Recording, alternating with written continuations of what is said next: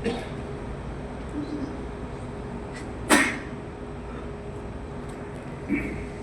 الحمد لله والصلاة والسلام على رسول الله محمد بن عبد الله ومن تبعهم ومن والاهم بعد.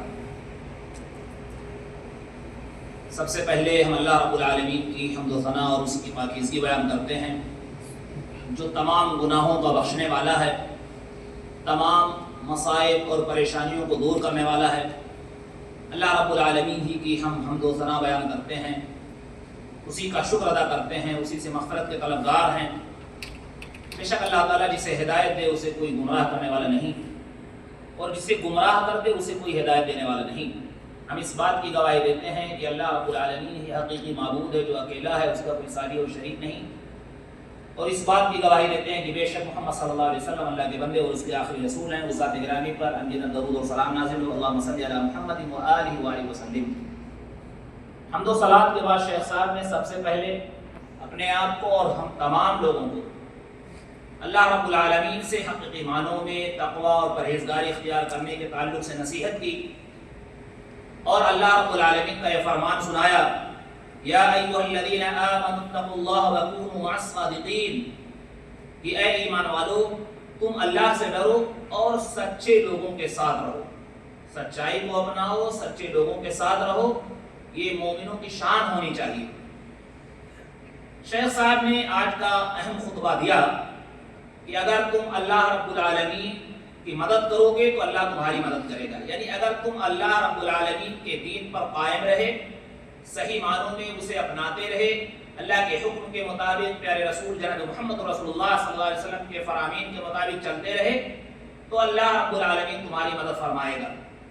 تو اسی عنوان کے تحت شیخ صاحب نے ذکر کیا کہ موجودہ وقت میں جس وقت ہم ہیں دیکھ رہے ہیں کہ بہت سارے فتنے قسم قسم کے جنگ کی شکل میں اور اس طرح سے دوسرے مسائل جو ابھر کر کے آ رہے ہیں.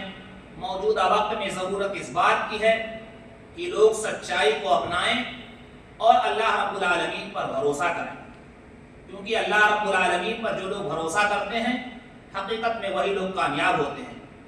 شیخ صاحب نے ذکر کیا کہ اللہ رب العالمین نے جو اپنے دین اسلام اور وطن کی حفاظت کے لیے جو جنگ فرض کر رکھا ہے، گرچہ انسان کو ناگوار گزرے، یہ اس کے جو خیر ہیں ان تمام چیزوں کو نہیں سمجھ سکتا. جیسا کہ اس آیت میں اللہ نے ذکر کیا ہے، کتب علیکم القتال وهو کرہ لکم، کہ تمہارے اوپر قتال یعنی جنگ فرض کر دیا گیا گرچہ یہ تمہیں ناپسندیدہ لگے. اسی آگے آیت میں اللہ تعالیٰ فرماتا ہے وَعَسَىٰ أَن تَكْرَهُوا شَيْئًا وَهُوَ خَيْرٌ لَكُمْ وَعَسَىٰ أَن تُحِبُّوا شَيْئًا وَهُوَ شَرٌّ لَكُمْ وَاللَّهُ يَعْلَمُ وَأَنتُمْ لَا تَعْلَمُونَ. یہ بہت ساری چیزیں ایسی ہیں کہ تم جسے ناپسند کرتے ہو تمہارے لیے بہتر ہوتی ہیں، اور بہت ساری چیزیں ایسی ہیں جسے تم پسند کرتے ہو تمہارے لیے بری ہوتی ہیں. اللہ رب العالمین ہی جانتا ہے اور تم نہیں جانتے ہو. میرے بھائیوں، بظاہر بہت ساری چیزیں ایسی ہوتی ہیں کہ جسے ہم اچھا سمجھتے ہیں اور سوچتے ہیں کہ ہمارے لیے بہتر ہے، لیکن نہیں، انجام کے حساب سے ہمارے لیے برا ہوتا ہے. اور بہت ساری چیزیں جسے ہم ناپسند کرتے ہیں لیکن حقیقت میں اس کا فائدہ ہمارے لیے بہتر ہوتا ہے، کیونکہ یہ اللہ رب العالمین ہی جانتا ہے اور ہم نہیں جانتے. لہٰذا شیخ صاحب نے ذکر کیا کہ ہمیں چاہیے کہ ہم اللہ رب العالمین پر بھروسہ کریں، اور اللہ رب العالمین پر بھروسہ کرنے ہی میں ہمارے لیے فائدہ ہے، کیونکہ واللہ یعلم وانتم لا تعلمون، اللہ ہی جانتا اور تم نہیں جانتے ہو. لہٰذا ہمیں اللہ پر مکمل بھروسہ کرنا چاہیے اور اطمینان رکھنا چاہیے، اور ساتھ ہی ساتھ ہمیں غفلت سے بیدار ہونا چاہیے.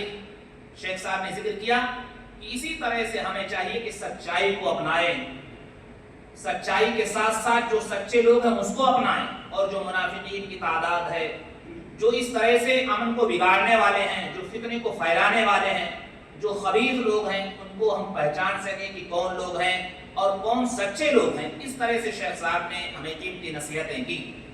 شیخ صاحب نے ذکر کیا کہ یہ بات جانتے ہوئے کہ یقیناً جو یہود ہیں، نصارہ ہیں، روافظ ہیں، منافقین ہیں، علمانی لوگ ہیں، یہ تمام کے تمام لوگ اہل اسلام اور مسلمانوں کے دشمن ہیں. لہٰذا خاص طور پر جو اہل سنت والجماعت ان کے خصوصی دشمن ہیں. اس لیے ہمیں چاہیے کہ ہم توحید خالص کو اپنائے رہیں اور اخلاق حسنہ کو اپنائے رہیں اور اللہ اور اس کے رسول کی تعلیمات پر چلتے رہیں، اسی میں ہمارے لیے بھلائی ہے اور اسی میں ہمارے لیے